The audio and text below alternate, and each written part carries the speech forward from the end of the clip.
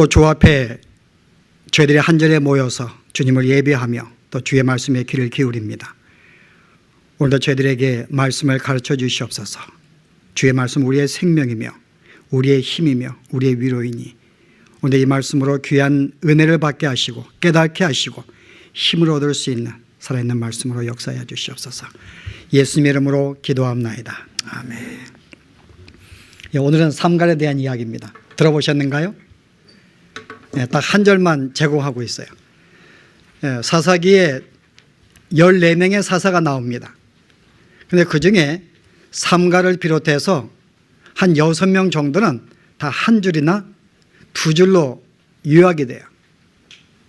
이런 점에서 이들에 대한 정보가 별로 없기 때문에 거의 연구가 되지 않았습니다. 그래서 어떤 사람들은 이 규절은 없어도 우리가 믿음 생활에 전혀 하자가 없을 정도로 그렇게 의미를 부여하지 않게 되었습니다. 한 절밖에 없기 때문에. 그러나 하나님 말씀은 단 한 절을 할지라도 그냥 기록된 게 없습니다. 무엇인가? 성도에게 교훈을 주기 위한 말씀이기 때문에 오늘 이 말씀도 우리에게 하나님이 주시는 교훈이 있다는 것입니다. 제가 볼 때에는 다른 어떤 사사보다도 더 놀라운 우리의 신앙에 유익을 주는 그런 교훈이 여기에 담겨 있습니다. 그래서 오늘 그 말씀을 함께 나누고 싶습니다. 어떤 교훈이 우리에게 담겨 있는지. 자, 먼저 우리 삼갈이 사사로 지냈던 시기 한번 볼까요? 언제 사역을 했는지. 이 사람이 언제 사역했습니까? 자, 한번 보실래요? 여러분이 그 앞에 보시면은 31절에 에웃의 후에, 이거 에웃이 죽은 다음이 아닙니다. 우리가 앞에 이제 지금 지난 시간에 우리가 에웃에 대한 말씀을 나누었습니다. 그가 에글론을 죽이고 이스라엘에 80년 동안 태평의 시대를 가져옵니다. 근데 이 사람이 언제 죽어요? 4장 1절에 보았더니 에웃이 죽은 후에 또 이스라엘의 악을 행합니다. 하나님이 그들에게 벌을 주었고 또 그들의 고통을 호소하자 그들에게 사사를 주었는데 그 사사가 처음으로 여자 사사예요. 보실래요? 그때 라피도스의 아내 여선지 드보라가 이스라엘의 사사가 되었는데, 실은 에웃의 그 다음에 사사는 드보라라고 소개하고 있습니다. 그럼 오늘 이 사람은 지금 삼갈은 언제 지금 사역했던 사람이에요? 에웃이 사사로 있을 때에 사역한 사람입니다. 실은 한 시대에 사사는 이스라엘을 구원하기 위해서 한 사람의 사사를 세웠는데 지금 여기는 2명의 사사가 등장하고 있는 거예요. 사사가 태평을 가져온 어느 시기에 이 사람이 일어나서 이스라엘을 구원했다는 것입니다. 2사람의 사사가 필요했을까? 여기에 우리가 어떤 교훈이 있습니다. 자, 보실래요? 어떤 교훈이 담겨 있는지. 자, 여러분 보시게 되면은 지금 문장의 배경이에요. 30절에 보십시오. 3장에 모압 사람이 이스라엘의 수하에 항복함에 그 땅이 80년 동안 태평하였다. 지금 에웃이 이스라엘을 구원시킨 다음에 80년간 태평한 시대에 이 사람이 사사로 있었습니다. 그런데 전쟁이란 여러분, 태평하다고 말했는데 지금 전쟁을 하고 있다고 말합니다. 여러분, 태평한 시대라는 것은 평화로운 시대를 말해요. 전쟁이 없는 것을 말합니다. 그런데 이 태평한 시대에 지금 삼갈이 전쟁을 하였고 이스라엘 구원했다고 말합니다. 아니, 태평한 시대에 여러분 무슨 전쟁이 일어나겠어요? 그러니까 우리는 지금 에웃이 전체적으로 이스라엘의 태평한 시대를 주었는데 여기에 또 부분으로 전쟁이 벌어지고 있는 것입니다. 그래서 지금 이 기자는 태평한 이 시대에 하나의 이 삼갈의 전쟁을 좀 오버랩시키고 있는 거예요. 두 개가 중복되고 있는 것입니다. 우리 무엇을 교훈하기 위해서요? 이것은 오늘 우리 신앙의 성도들의 신앙생활의 실체를 보여주는 것입니다. 오늘 우리 성도의 신앙생활의 삶이 어떤 삶이냐, 우리의 모습을 보여주기 위한 그런 것으로 오늘 이 말씀을 등장시키는 것입니다. 여러분, 실제 오늘 이 사사들은 그리스도의 모형들입니다. 마치 에웃이 이스라엘의 구원을 주어서 태평한 시대를 주었듯이 이 사사의 실체이신 그리스도께서 이 땅에 오셔서 어떻게 했어요? 그의 구역사역으로 말미암아 우리를 사단에서 건지시고 우리에게 태평한 시대를 주었습니다. 화평한 시대를 주었어요. 그래서 예수님께서 탄생할 때 뭐라 그래요? 기자들이 누가복음 2장에 보시면은 지극히 높은 곳에서는 하나님께 영광이요, 땅에서는 사람들 중에 기뻐하는, 그죠? 평화로다. 그 실은 이 평화를 주시기 위해서 오시기 말합니다. 주님이 땅에 오신 것은 우리에게 평화를 주시려 오신 거예요. 죄를 지어서 하나님과 우리가 불화가 되었고 사람들과 원수를 지내는데 주님이 오신 것은 하나님과 화평한 관계를 만들기 위해서, 사람들과 화평한 관계를 지내게 만들기 위해서 그분이 오셨다고 말합니다. 그래서 그분이 십자가에 죽으신 다음에 구속의 사역을 성취한 다음에 첫 번째 선포한 것이 뭡니까? 마가의 다락방에 숨어있던 제자들에게 나타난 첫 말씀가 평강이 너에게 있을지어다. 그가 이루신 사역의 첫 번째 열매입니다. 내가 너에게 평안을 주러 왔고 내가 구속 사역의 완성으로 말미암아 이제 너에게 평안이 넘쳤다는 것입니다. 그래서 주님은 두 번씩이나 제자에 나타나시면서 너에게 평안이 있을지어다. 그래서 사도 바울도 그가 12권의 서신서의 그 말씀을 기록하는데 항상 1절과 2절에 뭐가 나와요? 너희에게 하나님의 평강과 은혜가 있을지어다. 그러니까 그리스도의 구속사역에 가장 우리에게 주어진 혜택이 뭔가 하면 평강이라는 것입니다. 그래서 기독교의 특징은 평강입니다. 예수를 믿는 사람은 최소한의 내 마음속에 참된 평강과 안식을 누리는 모습을 보여준다는 것입니다. 여러분 어떠시 돼요? 우리가 A라는 성도를 만날 때 예수를 믿는 것 때문에 항상 우리가 평강을 느끼고 있는지, 정말 우리가 예수를 믿은 것 때문에 평강을 우리가 받았는데 평강의 삶을 살고 있는지, 여러분 어떠십니까? 실은 그렇지 않다는 것입니다. 우리에게 평강을 주었지만은, 큰 우리가 틀 안에서 평강을 주었지만은 각자 개인의 성도의 삶에서는 평강을 누리지 못하고 있다는 것. 날마다의 싸움입니다. 오히려 무엇 때문에요? 하나님의 자녀가 되었기 때문에 내가 말씀에 순종하고 싶어요. 백성답게 살고 싶습니다. 죄를 멀리하고 싶습니다. 정말 거룩하고 의로운 존재가 되고 싶은 거예요. 그렇게 서운함에도 불구하고 내가 그렇게 살지 못하는 내 삶 때문에 우리는 날마다 수주력을 합니다. 갈등하고 괴로워하고 힘들어하고. 여러분 그렇습니까? 그래서 제가 어제 와이프하고 우리 성도들이 요즘 갈등을 하는데 뭐 때문에 갈등할까 제가 물어봤어요. 좀 설교에 도움을 받으려고. 그랬더니 뭐 신앙 때문에 갈등하는가요? 어떻게 사는가 때문에, 자기가 소원하는 거 성취가 안 돼서 그것 때문에 갈등을 했으나 그런 거 말고 예수 믿는 사람이 정말 갈등하는 게 뭐냐, 전쟁 중에 있는 게 뭐냐. 그래서 와이프의 답변이 도움이 안 됐어요. 역시 저의 생각대로 우리는 정말 믿음 가운데 살고 싶어요. 근데 우리가 갈등하는 것은 내가 이렇게 소원하고 있지만은 그 마음의 소원대로 살지 못하는 것 때문에 우리는 날마다 우리의 삶에 우리는 전쟁을 일으키고 이 끝에 그것 때문에 지는 것 때문에 날마다 갈등한다는 것입니다. 오늘 이 모습 보여주는 거야. 우리가 전체 틀 안에서는 우리가 예수를 믿는 순간에 하늘의 천하에 우리가 태평, 화평을 누리는 자가 되었고 참된 안식을 소유하였지만은 작은 틀 안에서는 여전히 내가 아직 내 구원받지 못한 내 육체와의 싸움 속에서 날마다 우리가 전쟁하고 있는 우리의 모습, 이게 오늘 우리의 모습입니다. 그 실제 오늘 여기 봉독한 이 말씀이 한 절이지만은 여기에 실제 우리가 날마다 전투하는 우리의 신앙의 모습이 무엇인지를 자세히 설명하고 있어요. 자, 볼까요 한번? 여기 주인공은 삼갈입니다. 삼갈이 등장해요. 여러분 삼갈은 이스라엘 사람이 아닙니다. 이 삼갈의 이름은 이방 사람의 이름이야. 이스라엘 히브리인 가운데 이런 이름이 없습니다. 그래서 우리가 옛날 고대 역사책에 보면은 이 삼갈이라는 사람은 가나안 땅에 살고 있는 한 족속 가운데 그 등에 후세에 있는 후세아의 사람입니다. 그리고 이 후세아 사람들이 섬기는 숭배하는 태양신의 이름이 삼갈이에요. 한마디로 말하면 이 사람이 이방 사람입니다. 그런데 우리가 내용은 다 알지 못하지만은 뭔가 그가 개종을 하였고 하나님을 믿는 자가 되었음을 알 수가 있습니다. 오늘 뭘 말하는 거예요? 이 사람을 들어서 이스라엘을 구원했다는 것입니다. 오늘 이것은 바로 우리들을 지금 예표하고 있는 거예요. 우리는 누군가? 우리는 하나님께 범죄하는 순간에 하나님께 버림받은 이방인들이었습니다. 그러나 하나님은 우리를 어여쁘게 여겨서 당신의 백성으로 부르시고 당신의 제자로 삼으시고 일꾼을 삼았다는 것입니다. 오늘 삼갈의 이름이 등장하는 게 오늘 바로 우리의 모습, 이방인이었고 저주받은 백성이었지만 하나님의 은혜로 구원받았던 백성으로 부름받은 그의 도로 쓰임받았던 우리의 모습을 등장시키기 위해서 삼갈을 등장시키는 것입니다. 그런데 이 사람이 블레셋을 죽일 때 그가 쓴 무기가 소모는 막대기입니다.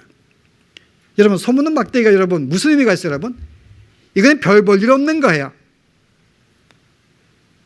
하나님 보시기에 실은 우리는 어떤 존재인가?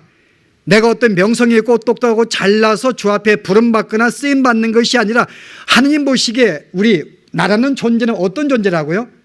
바로 소모는 막대기와 같은 존재라는 것입니다.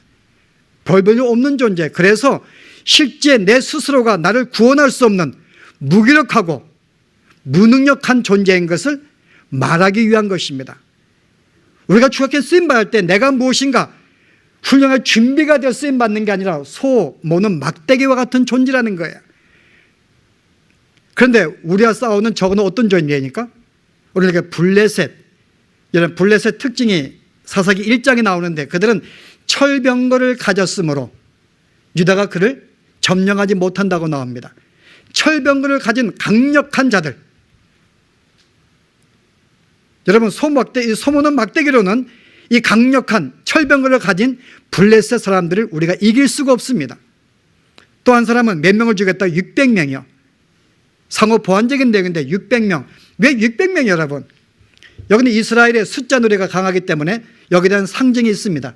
6의 의미가 뭘까요, 여러분? 6은 제7 안식일에 들어가지 못한 불완전한 숫자입니다. 6은 안식에 들어가지 완전한 창조의 결말을 맺는데 거기에 들어가지 못한 게 6이래요. 그래서 불완전한 숫자로 이스라엘은 사용하고 있습니다. 게다가 인간이 6일 날 창조가 되었어요. 그리고 그런 범죄였습니다. 그래서 불완전하고 타락한 바로 그런 숫자가 6이라는 숫자를 이스라엘은 사용해요. 그래서 하나님이 되고 싶지만은 감히 그 자리에 가지 못했던 사탄을 가리켜서 보통 우리가 666을 씁니다. 사탄의 숫자예요.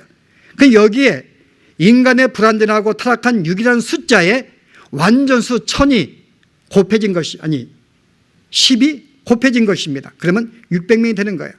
맞는가요? 6에 10이면 어떻게 돼요? 6에 60인가? 계산을 잘못했네. 네. 거기에 10을 더하면요. 그럼 600이 되는가요? 이거 몰라요.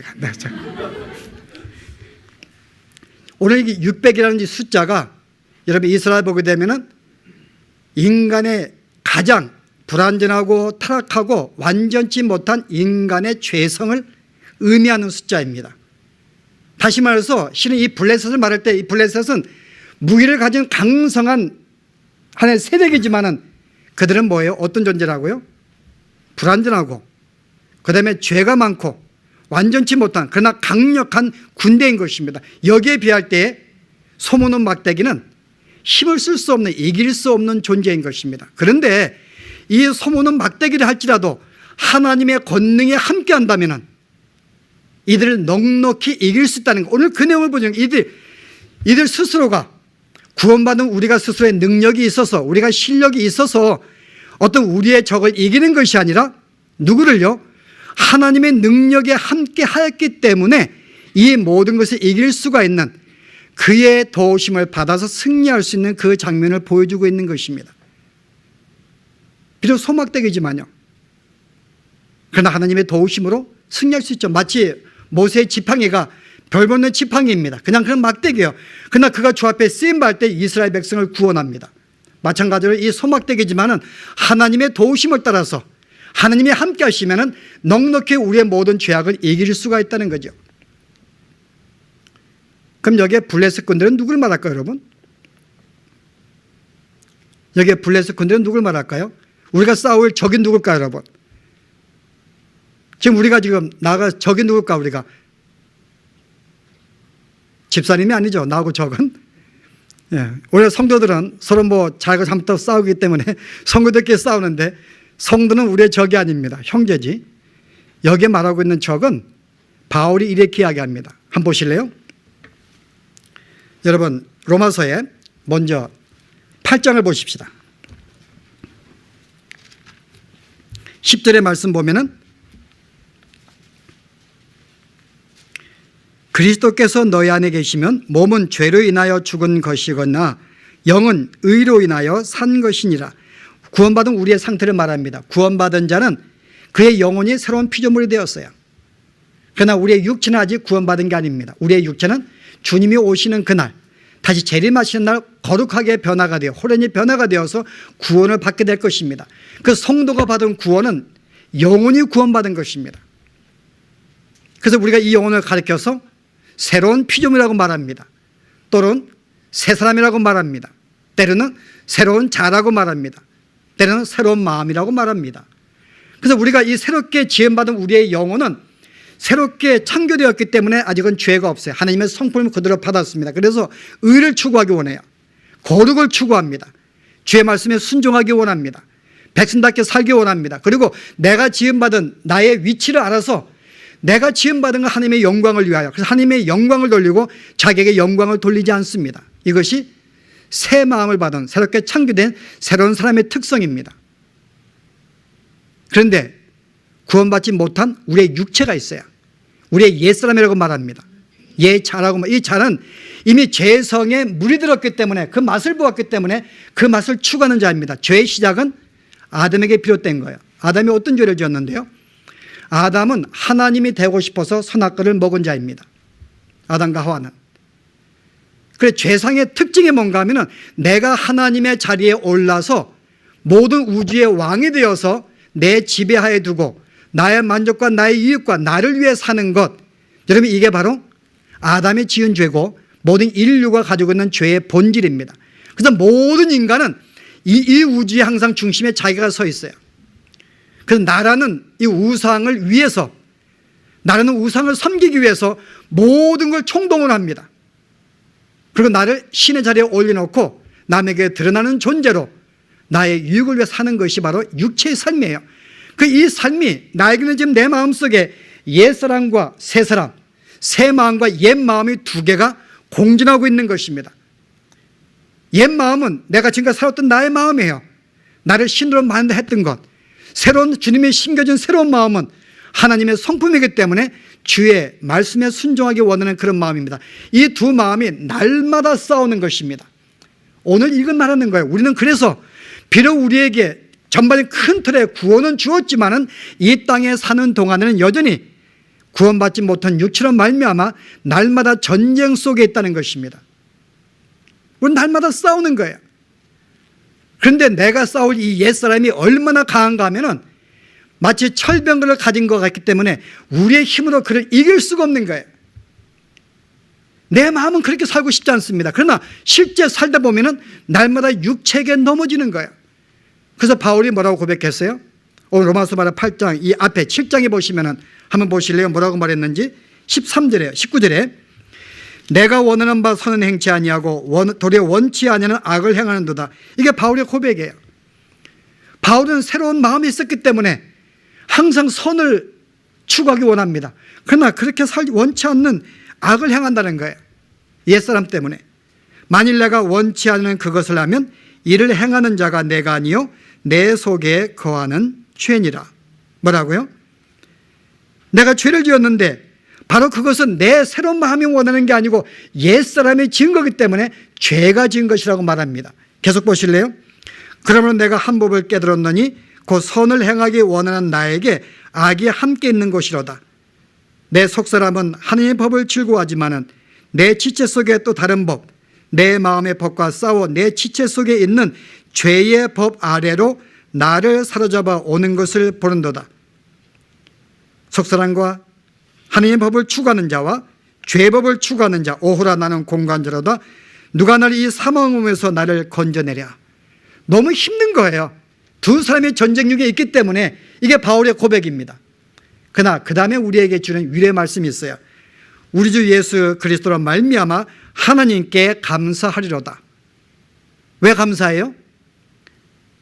내 마음의 갈등은 끝나지 아니하고 나에게 은혜를 주어서 하나님의 자녀로 만드시고 새 마음을 주어서 이런 귀한 소원을 갖게 하신 것, 이게 하나님의 은혜지만은 나아가서 나에게 성령을 주셔서 그의 역사를 통하여 하나님의 백성으로 나를 만들어 가셔서 승리하게 만드시니 뭐예요? 내가 감사하다는 것입니다. 여러분 실제 이 말씀 보고 야, 바울이 날마다 죄를 지었는가 보다 그렇게 생각하시면 안 됩니다. 바울은 이미 예수를 믿기 전에도 율법을 완벽하게 지킨 자였어요. 이미 철저하게 계명을 지키고 있는 훈련받은 자입니다. 그런데 그가 예수 믿었다고 그가 계명 어기겠어요, 여러분? 오늘 이 사람은 바울은 우리보다 훨씬 큰 기대의 신앙의 원칙이 있기 때문에 그 기대에 미치지 못한, 그렇게 살기 가끔 가다가 그 기대에 미치지 못한 자기의 삶을 여전히 부족함을 바로 고백하는 것이지 실제 날마다 죄를 짓고 있는 그 모습을 말하고 있는 게 아닙니다. 엄밀하게 의미해서 바울은 우리가 흠모할 만한 믿음의 삶을 살고 있는 승리자였어요. 여러분 그렇기 때문에 바울이 뭐라고 고백해요? 고전 11장 1절에 내가 그리스도를 본받는 것 같이 너희도 나를 본받아. 여러분 이것은 아무나 말 수 있는 게 아닙니다. 나는 지금 예수를 본받고 있다. 그거 거짓말 합니까? 정말 예수를 본받고 그분의 삶을 뒤따르고 있었어요. 주님이 당신의 모든 것을 버리고 당신을 부인하고 예수님의 하나님의 말씀에 순종했던 그 십자가를 지었던 그 삶을 본받은 자였습니다. 그는 자기가 볼 때 정말 주님을 본받은 자였어요. 그렇기 때문에 뭐라고 그래요? 자신 있게 내가 그리스도를 본받은 것처럼 너희도 나를 본받는 자가 되라. 여러분 이렇게 당당하게 말할 수 있는 자가 어디 있습니까? 바울은 실제 오늘 여기에 내용이, 오늘 삼갈 내용은 뭐예요?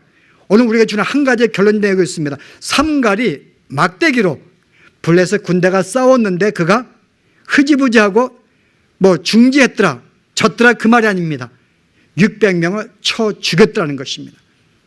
이것은 실제 하나님의 백성들이 넉넉히 우리의 삶 속에 하나님의 은혜로 말미암아 그의 도우심으로 우리의 모든 삶의 현장에서 우리가 승리하고 살 수 있음을 우리에게 보여주는 내용입니다. 삼갈이 이겼어요. 오늘 주는 교훈은 뭐겠어요? 실제 날마다 연약한 우리의 삶을 핑계대어서 말씀에 순종하지 못하고 여린 나의 삶의 유익을 추구하는 나의 삶을 돌이키기 위한, 나의 삶을 책망하기 위한 도전을 그런 말씀입니다. 우리는 핑계할 수 없어요, 여러분. 왜냐하면 바울이 나를 본받는 자가 되라는 신앙의 삶을 살았기 때문에요. 이 사람은 날마다 자기의 옛사람과 싸웁니다. 여러분 쉬웠겠어요? 그래서 바울이 뭐라고 고백해요? 여러분 그 앞에 9장에 보시면요, 25절에 보실래요? 고전 9장 25절에 그가 우리에게 놀라운 고백을 해주고 있는데, 자 26절 보십시다. 그러므로 내가 다른 박질 하기를 향방 없는 것 같이 아니하고 싸우기를 허공을 치는 자 같이 아니하며 내가 다른 일 하는데 한 목표를 바라보고 소망을 두고 주님 바라보고 나아간다는 것입니다. 근데 어떻게 나아가요? 내가 내 몸을 쳐 복종하게 하면 내가 남에게 전판 후에 자기가 도리어 버림을 받을까 두려워함이라. 바울은 날마다 자기를 쳤다는 것이, 이것은 권투소서의 용어를 말하는 거예요. 권투소서 상대방을 치는 것을 상대를 때리지 아니하고 나를 쳤다는 것입니다. 내가 누구겠어요? 내 새 사람은 주의 말씀에 순종하기 원합니다. 거룩하게 살기 원하는 거예요. 정말 형제를 사랑하기 원합니다. 주님과 같이 나의 모든 것을 버리기를 원합니다. 여러분 실제 이게 우리의 삶의 모습은, 우리의 이 옛사람의 모습은 뭔가 하면은 어느 한국의 한 교수가 그런 말을 했어요. 나 예수 믿고 싶은데 만약에 내가 이러한 성도를 내가 보게 되면 예수 믿겠다고 말합니다. 그 성도가 뭔가 하면은, 그 내용이 뭔가 하면은, 너희 예수 믿는 교회들은 너희가 모시고 있는 스승은 너희를 위해서 당신의 몸을 희생하고 당신의 몸을 주고 십자가에 죽었는데 여전히 너희들은 너희의 소원을 성취하기 원하고 부귀영화를 바라보고 있는데 어찌 너희가 스승을 따르는 존재라고 말할 수가 있는가? 만약에 너희 성도들 가운데, 교인들 가운데서 이러한 존재가 한 명은 내가 보게 된다면 나 예수 믿겠다. 나 그 사람 소개 안 합니다. 한국에 그런 교수가 있었어요. 오늘 옛사람은 항상 자기의 어떤 부귀영화를 위해서 자기의 소원을 성취하려고 달려가기 원합니다. 그러나 우리가 새 사람은요, 주님의 성품 받기 원하는 거예요. 당신이 사랑하시기 때문에, 사랑이기 때문에 당신의 모든 걸 주면서까지 우리에게 구원하시는 이 하나님의 성품, 우리 새 마음은 그걸 본받기 원합니다. 근데 옛사람에 따라주지 않는 거예요. 여전히 자기가 왕이 되기 원하고 하나님이 되기 원하고 모든 우주의 중심이 되기 원해서 자기만을 위해 사는 존재, 이런 삶을 날마다 친다고 하는 것이면 누가요? 바울이 이 육성을 날마다 친다는 거예요. 여러분, 이게 바울의 삶이었어요. 우리가 믿음 가운데 살지 못하도록 여전히 옛사람은 우리를 이끌어냅니다. 하루 동안에 내가 힘든 삶을 살았기 때문에, 내가 일을 했기 때문에 공부하는 것 때문에 너무 힘들어요. 그러나 저녁에 한번 주님을 찾고 싶은데 내 육체가 그냥 잠들라고 말합니다. 내일 하지. 그래서 우리는 선하게, 그래 내일 하겠다. 그 내일 된 또 뭐라 그래요? 또 내일 하지.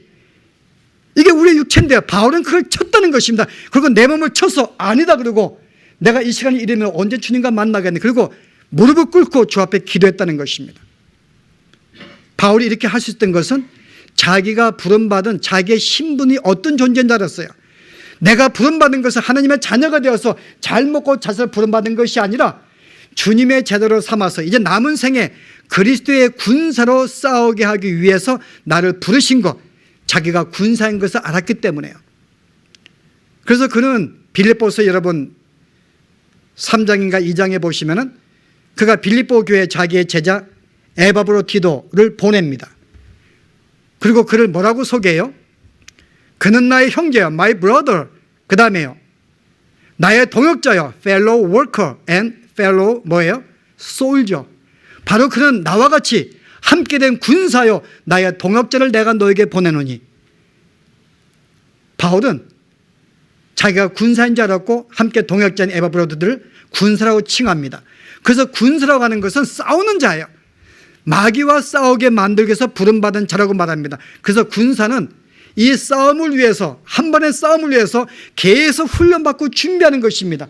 날마다 자기를 치는 그 삶이 없으면요, 우리는 싸울 수가 없는 거예요. 그래서 군대 가면은 가장 싫은 게 뭐예요? 6시에 일어나는 것. 4시에 자는데요, 10시에 잠을 재우면은 금방 잠드는가 30분간 뒤척에다가 10시 반에 잠들어요. 그러다가 이제 중간에 보초 한번 쓰잖아요.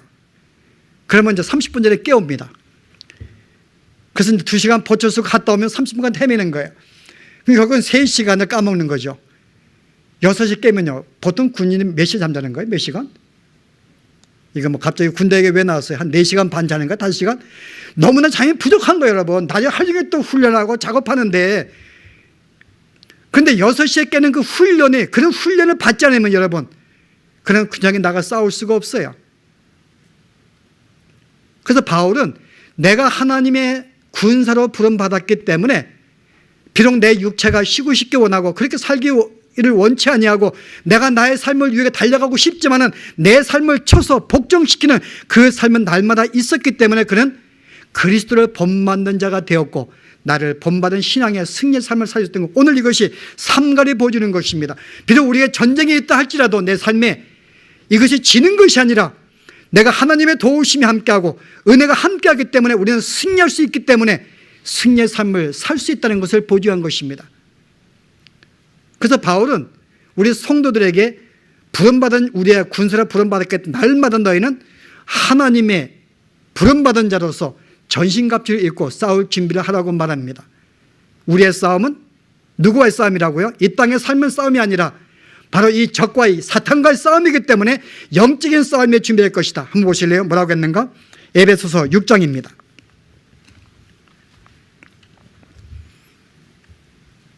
10절에요. 정말로 너희가 주 안에서와 그 힘의 능력으로 강건해지고, 뭐라 그랬어요? 너희가 주님 안에서 be strong, 강건해지라고 말합니다. 그 다음 뭐라 그래요? 마귀의 괴계를 능히 대적하기 위하여 하나님의 전신갑주를 입으라. 우리의 싸움은 혈과 육에 대한 것이 아니요 정사와 권세와 이 어둠의 세상 주관자들과 하늘에 있는 악한 영들과의 싸움입니다. 그러므로 하나님의 전신갑주를 취하라. 군대 용어입니다. 무장하라는 거죠. 군대로서. 뭐라고요? 악한 일에 너희가 능히 대적하고 모든 일을 행한 후에 내가 승리하기 위함이라. 그런즉 진리로 너희의 허리띠를 띠고 의의 흉배를 붙이고 평안의 복음에 예배한 곳에 신을 신고 모든 그의 믿음의 방패를 가지고 이로써 능히 악한 자의 모든 회전을 소멸하고 구원의 투구와 성령의 검, 즉 하나님의 말씀을 가지라. 이렇게 무장한다면 승리할 수 있다는 것입니다. 말씀의 검을 들고 구원의 투구를 쓰고 의의 흉배를 붙이고 믿음의 방패를 들고 나가 싸우라는 것입니다. 여러분, 여기에 칼 외에는 다 수동적이에요. 우리 예수 믿는 것 때문에 사탄은 계속 우리를 공격합니다. 여기 계속 우리하고 신앙의 확신도 넘어뜨려요. 너 그렇게 살아? 너 백성 아닌가 봐. 분명히 우리가 하느님의 내가 예수를 믿음으로 의롭다고 칭해 주었는데 내 마음의 감정은 계속 흔들리는 거예요. 내가 정말 구원받은 자인가? 그러므로 의의 흉배를 붙이라는 것이며 너는 구원받은 의로운 자라는 거죠. 흉배를 붙이고 확신감을 가지고 구원의 투구를 쓰고 너는 구원받은 하느님의 은혜로. 그래서 사탄이 계속 우리를 공격해요. 믿음도 살지 못하게 만듭니다. 그러나 믿음의 방패를 들고 그것을 막으라는 거예요. 그러나 이것을 가지고는 승리할 수 없습니다. 말씀의 검을 들고 나가라는 것입니다. 말씀을 붙잡고 적절하게 이 말씀에 순종하며 말씀으로 세상에 대하는 삶. 그래서 우리는 이와 같은 우리가 전신갑주 이런 신앙의 훈련을 받지 아니하기 때문에 오늘 성도들이 날마다 우리의 삶 속에 넘어지고 우리가 실패하는 거예요. 우리가 실패하는 이유들은 내가 부름받은 내 정체성을 모르든지 아니면 정체성을 알지만은 여기에 준비하지 못하고 예배하지 못해서 훈련받고 안고 있든지 실은 수많은 성도들이 우리는 훈련받지 못합니다. 세상도 우리가 출세하기 위해서 유치원부터 아이들을 깨워가지고 훈련시켜서 대학 때까지 공부 훈련시키는데요. 신앙의 믿음의 성장을 위해서 우리가 얼마나 내가 말씀을 가까이 하고 주 앞에 교제하고 기도하고 나의 어떤 이 모든 죄성을 이기는 훈련을 얼마나 하고 있는가. 훈련이 필요한 것입니다. 그래서 우리가 연약한 것은 훈련이 없는 거예요. 최소한 날마다 하루에 한 번씩 주님을 내가 만나기 위해서 말씀을 본다든지 기도한다든지 이와 같은 삶이 없기 때문에 우리의 신앙 무기력한 거예요. 우리는 너무나 무기력합니다. 그러나 오늘 이 상갈의 내용은 우리는 핑계할 수 없다고 말합니다. 우리는 몇 가지 깨달아야 돼요. 우리는 영적인 싸움으로 부름받았습니다. 그냥 이 땅에 구원받았기 때문에 놀고 먹는 게 아니에요. 그래서 구원받은 군사로서 내가 한순간 삐끗 잘못하면 사탄 나를 넘어뜨리기 위해서 나를 계속 공격하고 있기 때문에요. 내가 한순간 잘못하면. 그런데 내가 부름받은 군사라는 걸 알지 못하면요, 사단은 건드리지 않습니다. 뭐 안 건드려도 그냥 제풀 자빠지니까요. 이게 뭐 건드릴 게 없으니까는. 그러나 최소한에 건드리는 자는 싸우고 있는 자입니다. 그래서 오늘 바울이 나는 공고한 자라다. 최소한 이 정도의 부르짖음이 있는 사람들은 복받은 자들입니다. 왜요? 저희 내가 싸우고 있다는 것이니까. 설령 내가 훈련에 내가 지금 받고 있는 중이기 때문에 아니 내가 완전히 준비가 못돼서 넘어진다 할지라도 최소한 내 마음속에 내 마음에 투정이 있다는 것은 아름다운 징조입니다. 그러나 오늘날 성도들은요, 이것마저 없는 거예요. 내가 하나님의 백성으로 살지 못해도 갈등이 없다는 것, 이거 우리의 문제입니다. 최소한의 갈등 갖는 것. 내가 이러면 안 되는데 그것 때문에 내가 힘들어하는 것. 아름다운 모습이잖아. 그러나 우리는 이것으로 끝나지 않냐고 더 나아가서 비록 우리에게 천국에 보장되었고 우리가 기본적인 큰 틀에 우리가 평강과 안식을 주었지만은 내가 날마다 나의 삶 속에서 우리가 벌여진 투쟁, 여기에 평강을 얻기 위해서는 우리가 훈련을 받고 전신갑주를 취할 때 넉넉히 승리함으로 말미암아 우리 마음속에 진정한 내 삶의 경험 속에 평강을 누리는 것. 오늘 우리는 이 삶을 살 수가 있다고 말하고 있고 이 도움은 내 스스로의 힘이 아니라 여전히 하나님께 의지해서 그의 도우심과 그의 역사하심으로 살 수 있기 때문에 날마다 주님께 의지하시고 주의 도우심을 간구하시면서 더 이상 연약하다고 핑계하지 마시고 정말 믿는 자의 모습을 우리가 제대로 보이면서 그래도 우리가 언젠가 내 자녀들에게 내가 주님을 본받는 것처럼 너는 나를 본받으라 라고 말할 수 있는 신앙의 아름다운 모습이 여러분과 있기를 바랍니다. 기도하시겠습니다.